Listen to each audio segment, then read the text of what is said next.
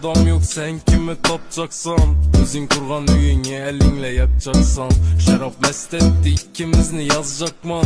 Şu bilen azgına oylarımman kaçacakman.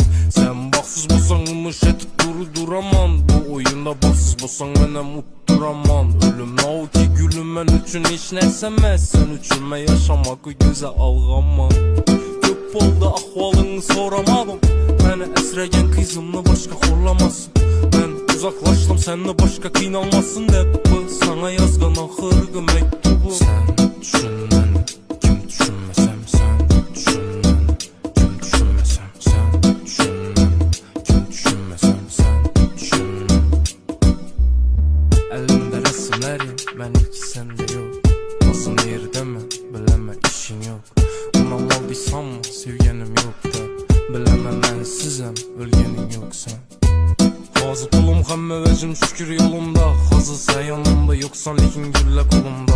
Onu bilmesem ben tutmadım bir doyup kolundan. Ağır gün gelse asta asta gitti yolundan.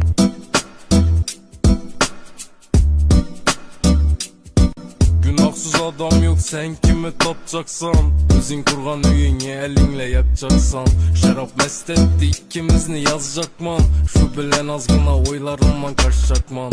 Sen baksız bolsan ılmış etip duraman. Bu oyunda baksız bolsan menem utturaman. Ölüm nao ki gülüm men üçün hiç nersemez. Sen üçün men yaşamakı göze alganman.